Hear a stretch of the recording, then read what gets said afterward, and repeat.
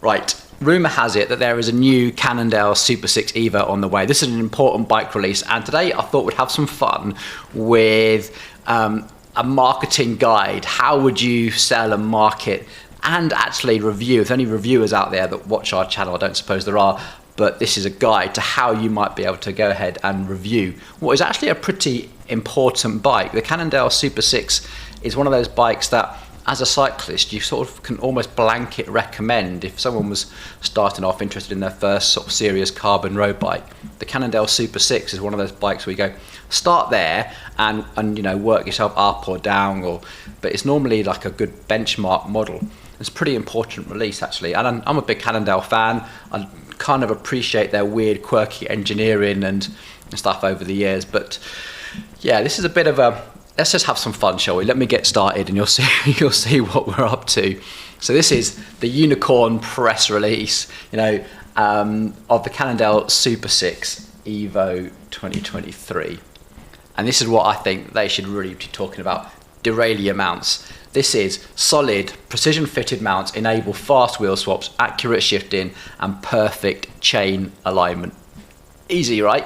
Now, if you're a Cannondale owner, you'll know exactly what I mean, because if you tried to put your threaded through axles into the back wheel, they never quite line up properly. You've got to sort of wiggle the rear derailleur around a little bit to try and get the threads engaged. Really, really frustrating. And they always just wiggle a little bit, which means that, you know, shifts are never as accurate as, you know, as they should be, and the chain just every now and then just makes a little bit of noise.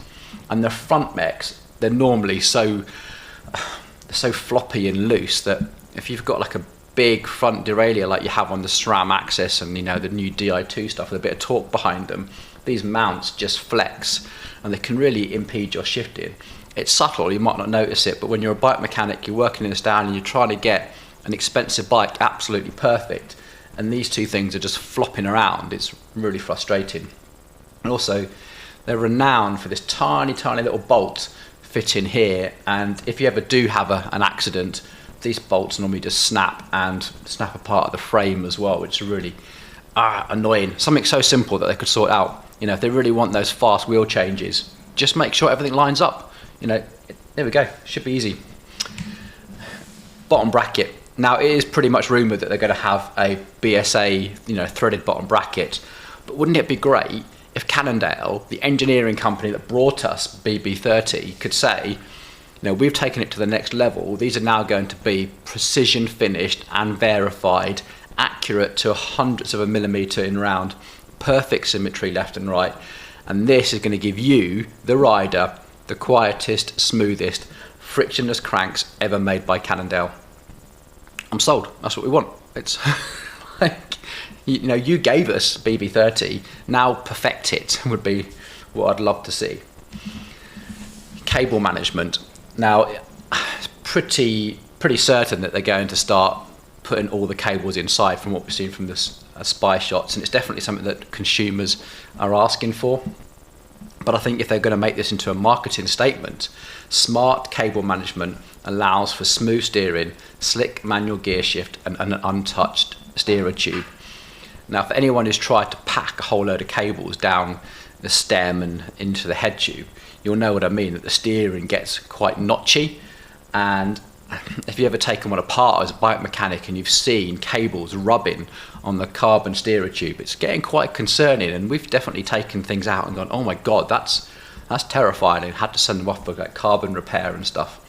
But also, if you are going to have a manual group set in there, trying to squeeze things around super tight apertures is, you know, just makes your gear shifting worse. And what are you going to feel more as a bike rider? Are you going to feel that half a watt aero gain, or are you going to feel the fact that your rear shift is not as sharp as you want it to be? Personally, I would notice the shifting issue much more than I'd notice that little aero advantage.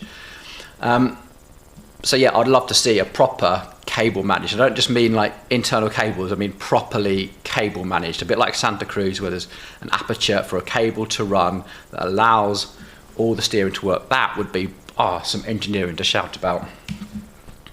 And then if we are going to put all the cables inside, I think we need to really think about the maintenance of that lower headset bearing, because right now Cannondale headset bearings, they just sit directly onto the carbon steerer. There's no crown race. The crown race is this little part here you can see on this Chris King headset, and that's the bit that sort of helps the weather sealing. And it'll be great if their marketing could say weather sealed, maintenance free. Once all your cables are in there, they stay in there. You get smooth, confident steering. That's what a marketing statement that would be. Brilliant. And then seat posts. It's dead simple. An actual really good, strong selling point these days would be around 27.2mm seat post that comes in a range of laid-back options and a range of compliance options. What a great way to fine-tune the ride, depending on your rider weight and your bike fit, is to actually just change the seat post out. Would be superb.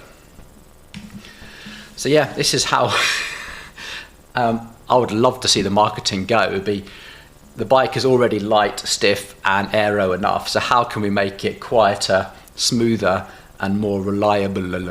That would be great. That would be like the marketing thing that really gets my attention, because I think bikes are already light enough. I think they're already stiff enough. I've not come across a bike from a major mainstream brand that I've thought, oh, this needs to be stiff. I've come across some fairly dodgy sort of open mold stuff, but and aero, I think so many channels have talked about how aero is, and I think actually the video from Peak Talk about his wheels concludes quite well that the second that you move your head, you're already compromising any aero gains that you might have had from having an aero fairing here and there. So, for me, if that was all sort of done to a certain degree, but then they could say there's no creak, there's no cable rattle, it's just going to be a lovely, quiet, smooth, everything's just going to be rolling nicely, and it's just going to be a reliable bike. You don't have to worry about, take my money, I'm all yours. And I think Cannondale are the people that can do this. Cannondale are the engineering brand. They're the ones that brought us BB30. They're the ones that brought us the Lefty and Headshock and everything else. They are engineering through and through. So if anyone's going to stand up and say, yeah, let's make precision bet on brackets, let's weather seal that headset, let's sort out the cable management, it's Cannondale. Like, come on, do it, please.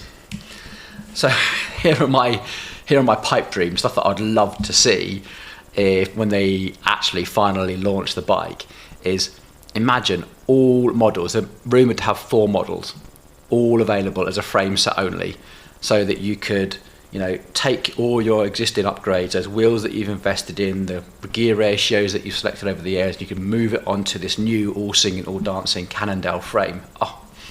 And imagine if the base model, BSA bottom bracket, external head tube cable, so you can actually get a well-functioning mechanical group set on there, and it was around £1,000. That's never going to happen. And what about the top model? If that was press fit 30, I actually quite like press fit 30. I think it's a good bottom bracket standard if you can make it accurately. Full internal cable management, not full internal cables, but actually a proper cable management solution. That means that nothing's rattling, everything's tied down or secured, the steering is not impeded. Those weather sealed headsets, and if the whole thing came in under £3,000, now you're talking. I doubt that'll happen. So here's what I think will happen is, realistically, that 105 Di2 model is going to be over £4,500 and still have dodgy wheels that you're going to be disappointed with. The top model, let's face it, is going to come in at over £12,000 and we're all just going to laugh. It's probably going to claim that it's lighter. I think they might try and do it with some fancy paintwork rather than trying to say carbon layup and everything else and removing material. If it is going to be lighter, I think it might be some interesting stuff with how they're painting the frames, maybe. I don't know, just a prediction. I think it will definitely have a threaded bottom bracket. I don't know if it will be across every single model in the range. I still think there might be at the top of the range, to get that absolute headline weight saving, they might have a press fit. Realistically, I still think it's going to have wobbly mech mounts. It's something that Cannondale have never ever got on top of. Won't have a crown race. Probably be electric group set only, sadly. looking at those spy shots that you can see here, this came from Bike Radar, I think. I don't think they've even really thought about having a mechanical group set in the range at all, really. I'm pretty sure with that size of that down tube, it's going to have brake hoses that rattle around in there and irritate you. And of course, it's a Cannondale, so it'll come with a free creak. So, with that in mind then, what do you think? Am I right? Am I wrong? Are you still interested in lighter, stiffer, more aero? Or would you like to see a press release, a bike boasting about how quiet it is, how reliable it is, how dependable it is, and how well things like bottom brackets, headsets, and mounting your wheels is? Have they really thought about that? Don't know about you, but I'd quite like to see that. Maybe just a pipe dream. Massive thank you, by the way, to everyone who pointed out the bad audio on the last video. Sorry about that, and really thank you to anyone who suggested some solutions. I hope this one is significantly better.